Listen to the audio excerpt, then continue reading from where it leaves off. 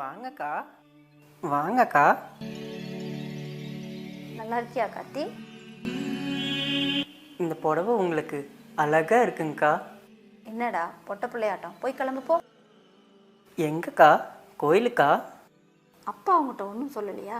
சரி சரி, நீ போய் கிளம்பி வா, ட்ரெஸ் மாற்றிட்டு வா, அப்புறமா சொல்கிறேன். சரி.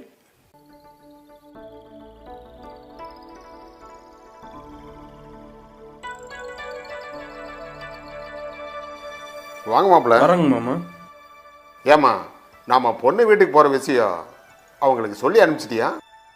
மாமா புரோக்கர் சொல்லியிருப்பாரு. பொண்ணு வீடு என் பங்காளி தான், நான் பார்த்துக்கிறேன் வாங்க.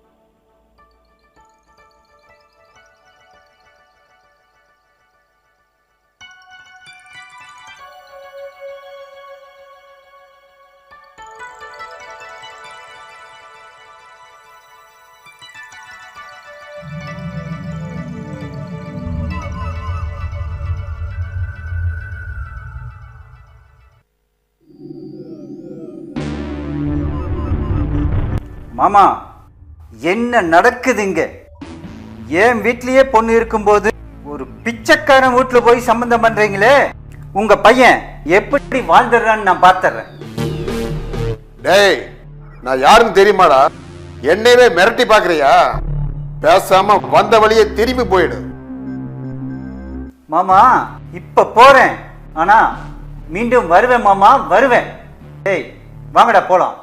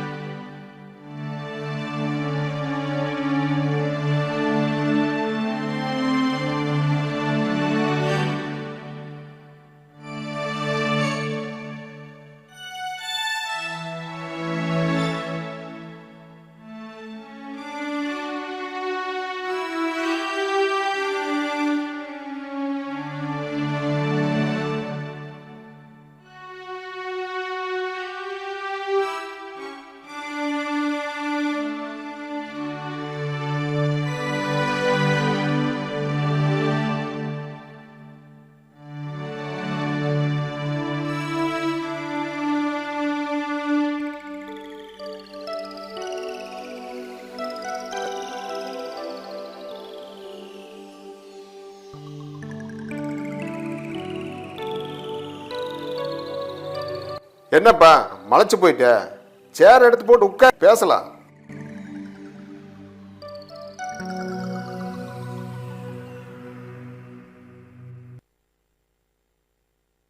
ஆமா, புரோக்கர் ஒண்ணு சொல்லலையா? அவர் சொன்னாருங்க, நீங்க போய் எங்க குடும்பத்துல பொண்ணு எடுக்கிறதுங்கிறது. ஏன் நான் உங்க வீட்டுல பொண்ணு எடுக்க கூடாதா? நீங்களே நம்ம சாதி சாணம் தானே. அதுக்கு இல்லைங்க, உங்க வசதிக்கு முன்னாடி நாங்க நிக்கிறதுங்கிறது. அப்படி நினைச்சிருந்தா இந்த இடத்துக்கு வந்திருக்குமா? நீங்க ஒன்னும் செய்ய வேண்டாம், பொண்ணை மட்டும் கொடுத்தா போதும். என்ன சமதி, சம்மதம் தானே?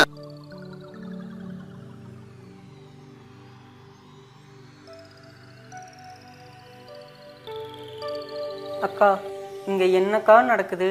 எனக்கு ஒண்ணுமே புரியலையே. கம்முன்னு இருங்க, எல்லாம் பேசிட்டு இருக்காங்கல்ல. அப்புறம் என்னங்க, வர வைகாசி 6வது நாள் நல்ல நாளாக இருக்குது. நம்ம அரச்சாரம கோயில்லையே நிச்சயதார்த்தம் வச்சுக்கலாம்.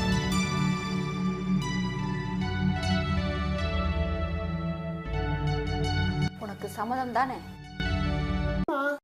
எனக்கு வீட்டில் கல்யாணம் பண்ணி வைக்க போறாங்க. எனக்கு என்ன பண்றதுன்னே தெரியல. நானும் உங்க கூடவே வந்துடட்டுமா?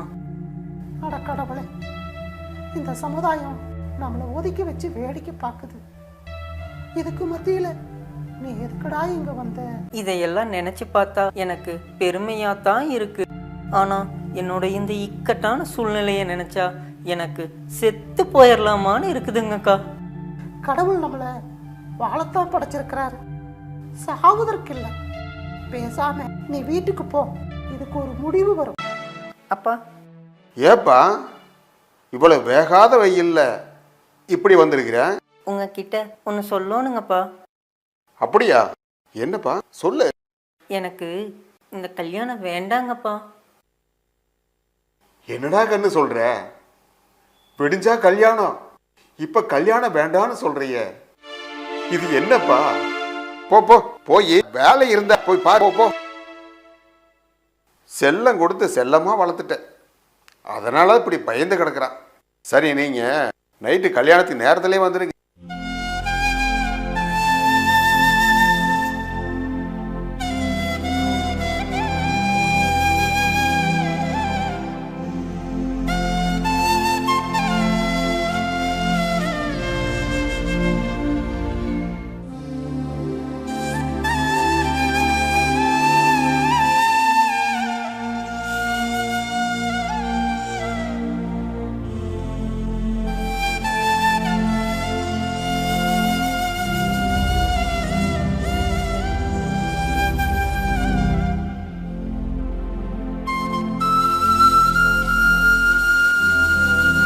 வைஷு, உன்னை கெஞ்சி கேட்டுக்கிறேன், தயவு செய்து நான் சொல்றத கேளு. போகாதே போகாதே வைஷ்ணவி, ப்ளீஸ், சொன்னா கேளு. நீ போனா என் குடும்ப மானமே போயிடும். போகாதே. கையை விடுங்க, உங்களை பார்க்கவே எனக்கு அசிங்கமா இருக்கு. ஐயோ, என் தலையே வெடிச்சிடுற மாதிரி இருக்கு. கத்தாதே வைஷ்ணவி, நான் இந்த கல்யாணம் வேண்டான்னு தான் சொன்னேன். என் வீட்டில் யாரும் கேட்கல. நான் யார்கிட்ட போய் இந்த நிலைமையை சொல்லுவேன்? கடவுளே, என்னை ஏன் இப்படி படைச்ச? என்ன பொண்ணு பார்க்க வந்தீங்கல்ல, அதுக்கப்புறமாச்சும் எனக்கு ஒரு ஃபோன் பண்ணி சொல்லியிருந்தா நானே இந்த கல்யாணத்தை நிறுத்திருப்பேன்.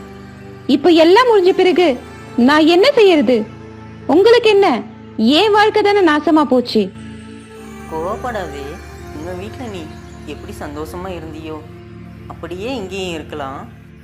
உன் சந்தோஷத்துக்கு நான் என்னைக்கும் இடைஞ்சலா இருக்கவே மாட்டேன்.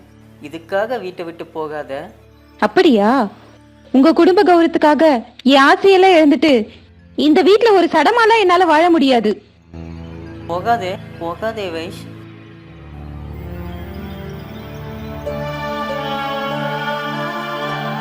கார்த்தி, ஏப்பா ஒரு மாதிரியே கோந்திருக்கிற? அப்பா, என்ன மன்னிச்சிருங்கப்பா. உங்ககிட்ட நான் ஒரு உண்மையை மறைச்சிட்டேங்கப்பா. கார்த்தி, என்ன மன்னிச்சிருங்கப்பா, என்ன மன்னிச்சிருங்கப்பா. என்ன கார்த்தி நடந்தது?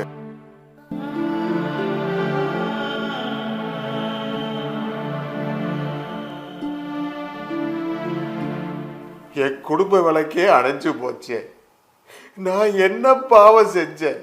அட கடவுளே.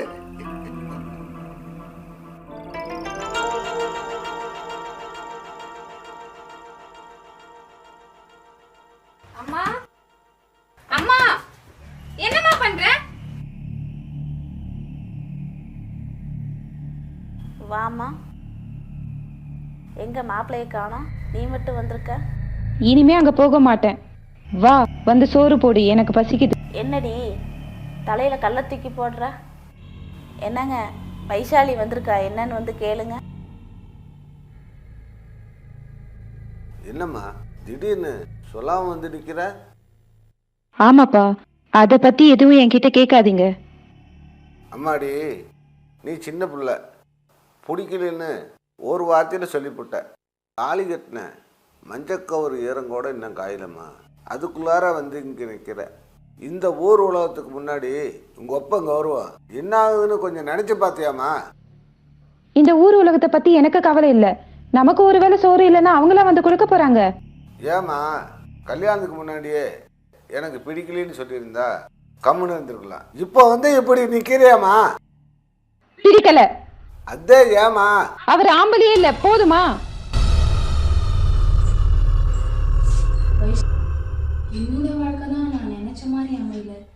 உன்னுடைய வாழ்க்கையாவது நல்லா இருக்கும்னு நினைச்சேன். நீயும் இப்படியா?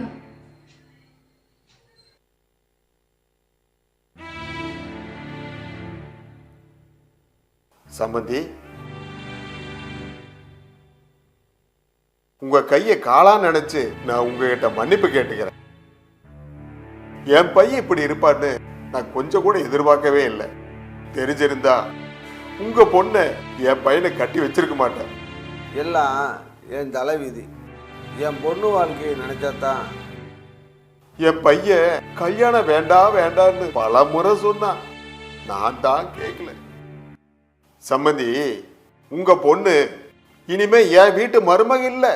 இனிமே என் மகளை தத்து எடுத்துக்கிறேங்க.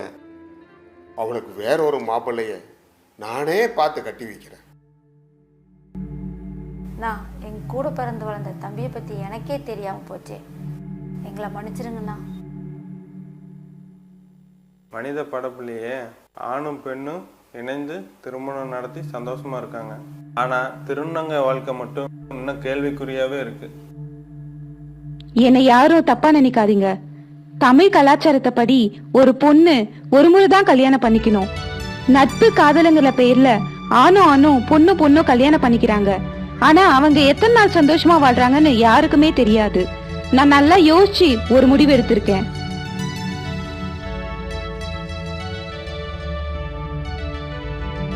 ஏங்க வாங்க. இனிமே நான் இவரோட தான் வாழ போறேன்.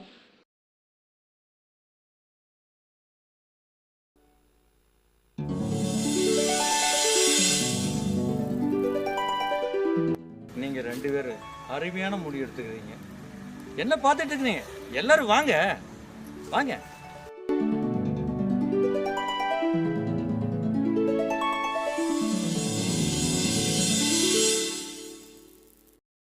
என் அன்பு நெஞ்சங்களே, நான் நடந்து செல்லும் பாதையில் கடந்து செல்லும் சம்பவங்களை மையமாக வைத்து உங்களுக்கு சித்தரித்து காட்டுகிறேன். மானிட பிறப்பில் ஜனனம் எடுக்கும் குழந்தைகளில் ஒன்று ஊனமாக பிறந்தால் நாம் வளர்ப்பது இல்லையா? ஏன் 3வது பிறப்பாக பிறக்கும் திருநங்கையை மட்டும் வெறுக்கிறீர்கள்? அவர்கள் பல கஷ்டங்களை சுமந்து கொண்டு சாதித்து கொண்டுதான் இருக்கிறார்கள். பெற்றோர்களே, இனியும் அந்த தவறை செய்ய வேண்டாம். இந்த சோடியை வாழ்த்துங்கள், வாழட்டும் சுமையான சுகத்தோடு. என்றும் உங்கள் கவி கனுசாமி.